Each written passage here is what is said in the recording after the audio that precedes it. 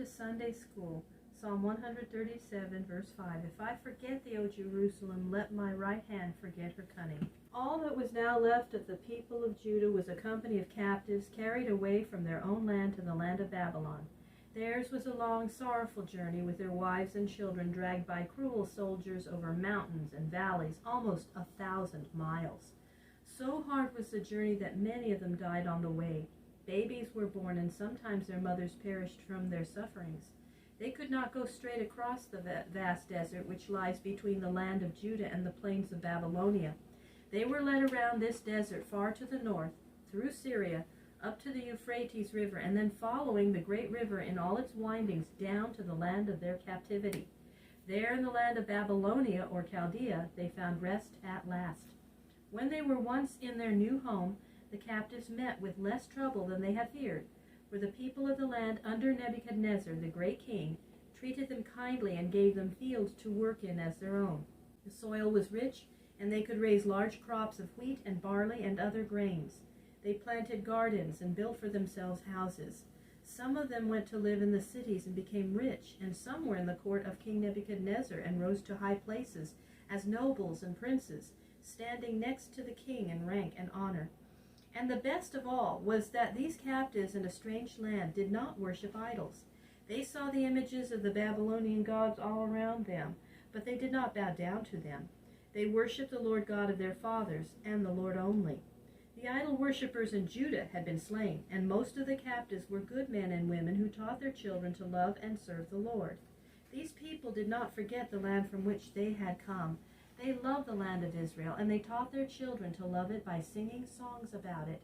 Some of these songs, which the captive Jews sang in the land of Chaldea, are in the book of Psalms. Here is a part of one of these songs. By the rivers of Babylon, there we sat down, yea, we wept, when we remembered Zion. Upon the willow trees in the midst of that land we hanged our harps. For there they that led us captive asked us to sing, and they that wanted us asked us to be glad, saying, Sing us one of the songs of Zion. How shall we sing the Lord's song in a foreign land? If I forget thee, O Jerusalem, let my right hand forget her skill. Let my tongue cleave to the roof of my mouth, if I do not remember thee, if I do not prefer Jerusalem above my chief joy. From this time these people were called Jews, a name which means people of Judah. And the Jews everywhere in the world belong to this people, for they have sprung or descended from the men who once lived in the land of Judah. And because they had once belonged to the 12 tribes of Israel, and 10 tribes had been lost, and their kingdom had forever passed away, they were also spoken of as Israelites. So from this time, people of Judah, Jews, and Israelites all mean the people who had come from the land of Judah and their descendants after them. God was good to his people in the land of Babylon, or Chaldea, another name by which his country was called. He sent to them prophets who showed them the way of the Lord. One of these prophets was Daniel, a young man who lived in the court of King Nebuchadnezzar. Another was a priest named Ezekiel, who lived among the captive people beside a river in Chaldea called the river Chebar. God gave to Ezekiel wonderful visions. He saw the throne of the Lord and the strange creatures with 6 wings that the prophet Isaiah had seen long before. And he heard the voice of the Lord telling him of what should come to his people in the years to come. At one time the Lord lifted up Ezekiel and brought him into the middle of a great valley. The prophet looked around and saw that the valley was covered with the bones of men, as though a great battle had been fought upon it, and the bodies of the slain had been left there, and they had become a vast army of dry bones. Son of man, spoke the voice of the Lord to Ezekiel, can these dry bones live again?